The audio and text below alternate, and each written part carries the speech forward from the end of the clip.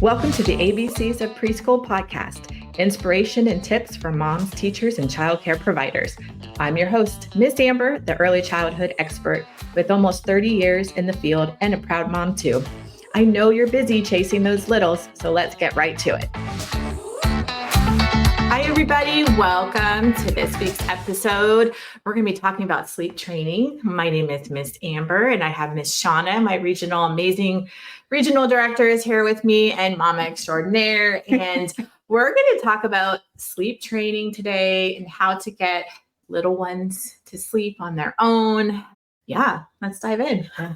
I've noticed that the new trend is to have that sound machine, which I love the sound machines, but to have that sound machine and the dark blackout curtains, and that in a daycare center is not what we can do. And it makes it hard on the kids that do that every single time to take that nap or go to sleep, like when you're out somewhere or at a different environment where you can't do that.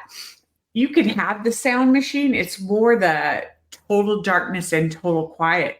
When I was reading about sleep training, they said make lots of noise, vacuum during that time so that your kids get used to it. And my kids did get used to it. Yeah.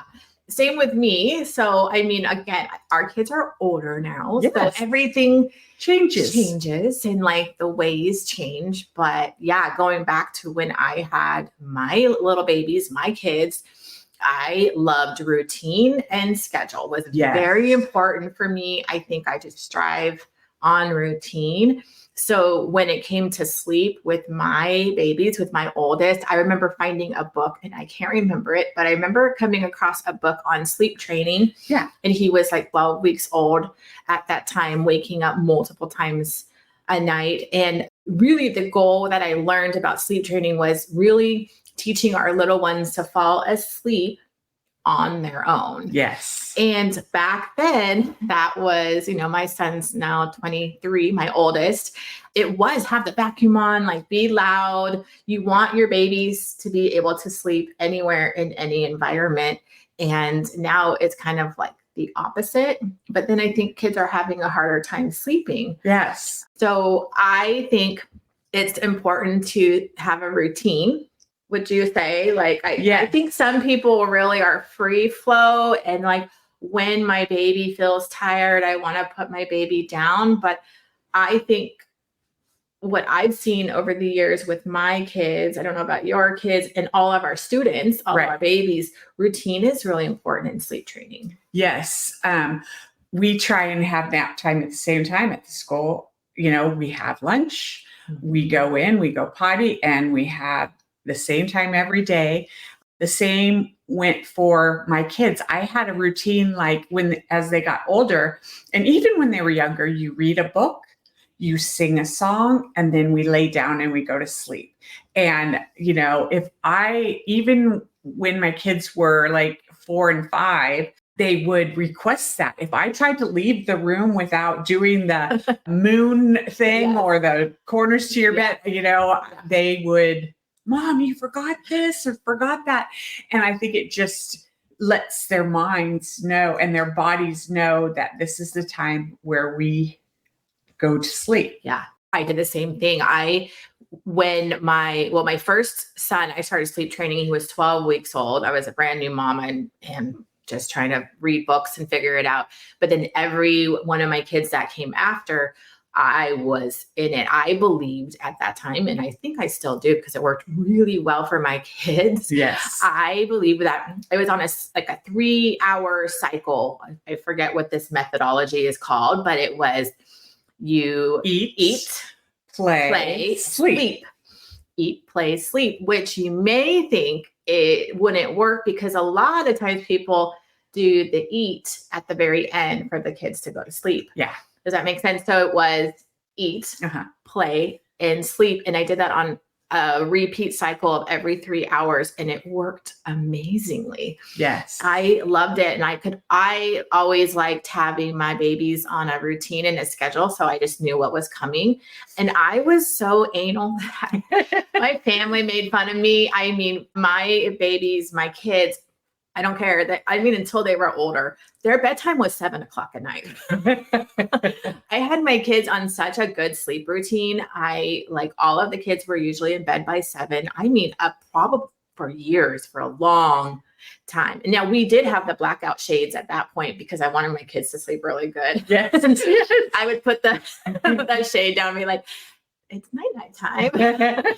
But they were really good sleepers. I always had a routine. I believed in teaching my kids to fall asleep on their own. I was never that mom. I'm sure in certain situations, of course, you're feeding and you're trying to delicately put the baby in the crib without them waking up. But I think the ultimate goal is having your child learn to sleep on their own. So when they do wake up in the middle of the night, yes, they know how they can put themselves back to sleep. They know how to soothe themselves to put them back to sleep. Yeah. If you do that rocking or, they fall asleep in your arms, they recommend, and I recommend that they're more awake when you lay them down, not totally awake, but they can open their eyes and then you can pat them and then they can go to sleep on their own that way. Oh, I did a lot of patting. And we do a lot of patting at the preschool. Oh, yeah. Yes. Yes. Patting on the back. But yeah, the sound machines now, what do you see is different in childcare centers now with the babies coming in? The parents we have 2 and 3-year-olds that the parents want that sound machine next to them. We always have soothing music playing. Yes, always. But some kids can't sleep without that white noise. And so they have these little sound machines that they have to have right next to them. And, they have a hard time, and they play so hard, daily at preschool and other times, but at preschool that they need that little bit of rest, a little bit of sleep. And it's just more and more difficult for those kids to really relax and stay asleep. Because if you're in a blackout curtain with a sound machine, when you wake up, it's always that way. And when you're in another environment, whether it be a hotel room or grandma's house or the childcare, you don't have that. So you're more likely to not be able to get yourself back to sleep. And it just makes it harder on everybody. Yeah. I think too, naps is a really important developmental. Kids need naps. They need their rest time. It's so vital. There's so much growth and development that happens between the 0 and 5 years. So I think allowing your child to get that rest. Yeah. Sometimes in life too, right now, we can be super busy. It could be running here and running there and running errands. I remember when my kids were little, I was such a stickler with the time of everything. I mean, literally their nap time, that was sacred space. Yes. Sacred time. I don't care where I was rushing home at 1:00 because my babies needed their nap and mama needed some rest. Yes. Yes. So I remember making their rest time, their nap time. So it was a sacred space for them. And for myself to relax, I would really suggest and encourage to not sweep those things under the rug and not just free flow your day, because it's just so important for our kids to be rested so they're developmentally, they're developing the way they're supposed to. So I think sleep's it's important for us. I mean, I do not feel good when I do not get good sleep. Exactly. And as a new mom, too, if you're listening and you have a new baby, sleep with them. Yes. The house doesn't matter. The laundry doesn't matter. The dishes does not matter.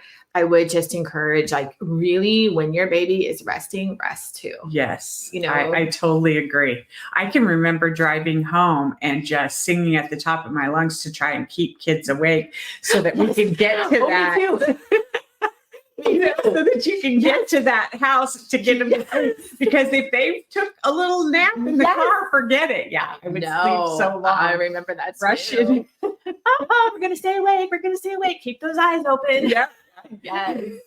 Yeah. And people may think you're crazy. I mean, like I said, my family, it would be at a family function at like 6:30 at night. I'd be packing up all my kids and I'm like, we're gone. Like, I love you all, but I peace out. I would leave so many parties early because I wanted my kids to be in their beds at the same time every single day. And a lot of times when you push it, the kids just have a total meltdown and then they can't sleep because they're totally melting down. Tired. So you want to catch your kids too before those moments. Yes. There is that moment where it's too late. Like they're overextended. They're running around crazy because they're just so exhausted. But I mean, whether you believe in schedules or not, I think that sleep is super important. I think it's really important to teach our little ones how to fall asleep on their own.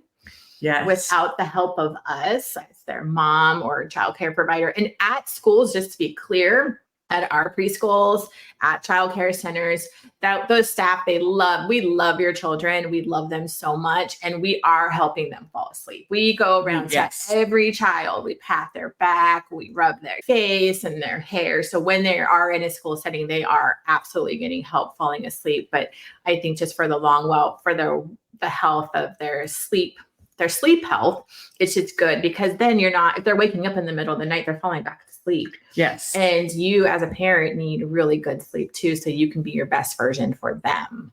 Yeah. We have a lot of parents that say, could you not let my child sleep? And legally, we can't keep your child awake. That's one thing I have to say. But it's also, if they're wanting to sleep, they need that sleep. And, it's not fair to them to try and keep them awake. I know nights get long when you get home and it might take a little longer, but in the middle of the day, they're meeting new friends, they're learning new things, they're running, they're playing, they're learning how to interact with people. Just their brain power that they're using, they need a little bit of rest. And we don't make our nap times unrealistically long. Mm-hmm. So if your child's falling asleep, let them rest. Yeah. And, maybe adjust it at nighttime. Maybe 7:00 could be pushed to 7:30. Absolutely. What works for your family? Yes. What works for your family. I mean, we don't want you to be miserable at nighttime either. But if their bodies need rest, then they're going to rest. We've had lots of parents say, oh, my child won't sleep.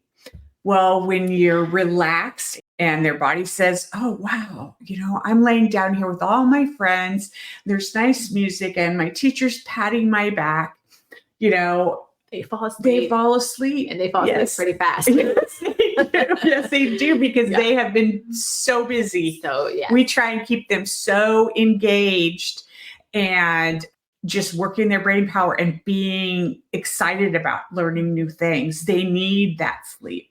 And I know not all kids nap, but having a time for their bodies to rest is very important. Even if they don't, we're not going to force them to go to sleep. That's not something we do, but their bodies need a little rest. They definitely need rest. And I think there's also a point too where kids grow out of their nap. Oh, definitely. And then you have to recognize when they're done sleeping. Yes. During the day, when they're infants, they need multiple little naps all day long, right? Oh, definitely. And then like 6 months, it gets less. And then at a year, you might have one long nap a day. It's recognizing when to phase back and like cut back that maybe morning nap. If they're not falling asleep at their normal regular bedtime at night, it's like looking at those signs of maybe cutting one of the naps during the day. But there is a time where the naps do go away. Yes. And recognizing that as well. And typically around 4, 3, I would say 4-ish, between 4 and 5, a lot of times naps fade away. I remember one of mine, my third son, he was napping for years. Yes. They're all different. They're all different. He's like 19. He loves his naps.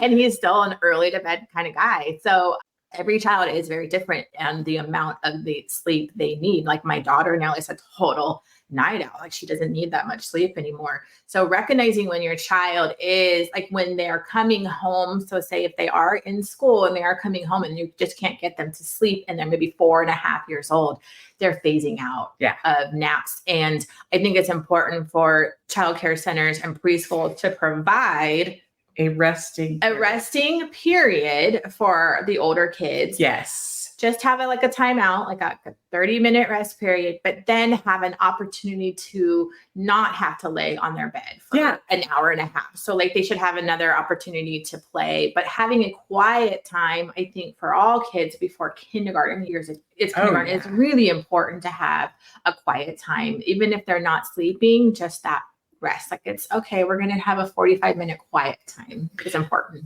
Yes, between 1.5 years and 2, they give up that morning nap. And some kids have come to us at 2 and had a really hard time waiting that. They have a nice long one nap a day. Yeah.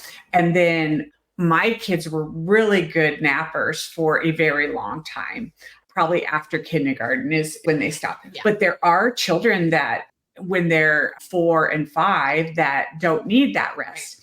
And we have a short rest period, and the kids that fall asleep, they'll stay asleep and all the kids that don't get up and start playing, and those kids that need the sleep are still sleeping because they're used to the noise and they will sleep for a little while. We always start saying, it's time to get up. We're going to go have snack, to rouse them out of that. Yeah, every child's different, and giving them the opportunity to find what works for their body, listening to their body when it needs rest, listening to their body when it doesn't need rest is very, very important. Yeah, and I think what works for your family too. I mean, I have a cousin of mine, her little girls are night owls because I think their dad is a night owl and their dad goes to work later in the day. So their whole schedule is very, very different. And I think whatever works for your family, I think what makes that hard is when you go into kindergarten and your kids are on the night owl schedule, and then they have to start whenever your kids start going to school, whether that's preschool or kindergarten, I think you just got to be mindful when that time comes of adjusting their sleep schedule, because when they're night owls, they're not going to want to wake up till 9 or 10 in the morning, right? And then school starts at 8 in the morning or 8:30. So we just need to be mindful of that too. I'm not a night owl. I like to be in bed every night at 10. So that was the schedule my kids have always been on until they get to do whatever they want. But I think recognizing when you are going to when you decide to put your little one into school, whether that's an infant program, preschool, toddler program, I don't care if it's an in-home, whatever that is, what time are they going to be expected to start at school, and just making sure they really should be getting 10 to 12 hours. Oh, definitely. Right? Yes. I was very I really wanted my kids getting 12 hours of sleep every single night. They were pretty much a 7 to 6 a.m. Between 6 and 7 o'clock, they'd wake up. So they were pretty 11 to 12 hours every night. And I thought that was really important for my kids. As they get older, you can discuss with them, if you don't sleep and you have to get up the next day, these are the consequences. And, if they get up cranky, maybe you should think about that your body needs a little bit more sleep. You have a set bedtime, a set routine, but sometimes they keep themselves awake, reading or talking to their siblings, in the middle of the night. So, but having those discussions about listening to what your body needs, I think maybe you need a little extra sleep at nighttime, is important, because eventually they'll have to wake themselves up and go to bed at a certain time to function in life. Yes, as an adult. Yes, as an adult. And there's more and more studies that sleep is so important. I think for so long we kind of ignored that, right? As we think of our health in general, we think of eating good food, we need to work out. But more and more studies, sleep is so important for all of us as adults. We need our sleep. And I think that we forget that. sometimes. So I think sleep is so vital, as in the very basic of health needs. Yes. Of our children and of us, so even to this day, I protect my sleep. Yes. I really do. I take that I might need some melatonin now, 3 little gummies every night, but sleep's really important. So just like our children. No, I think that was, what do you think? Did we miss anything? So I think the key to when you're sleep training is teaching your little ones to fall asleep on their own is really going to help. When they do wake up in the middle of the night, they can comfort themselves and learn how to fall back asleep. When have little infants, I was all about the 3-hour having a routine. Mm-hmm. Yeah, having a routine from that 0 to 5. Yes. Whether it's reading brush your teeth, read the book, and then say the poem or song or whatever. A bedtime routine. Yes. Yes. The same every night. And no matter what time you end up getting that helps a lot. Yeah. Kids love routines. We'll do another episode on routines, but I believe kids thrive. They really need routines. They need to know what's coming. Yeah, it's really helpful. So I hope you enjoyed a little bit of our Sleep 101. Yes. Wishing you guys a fabulous week ahead. I'll see you next week on the ABCs of Preschool with Miss Amber.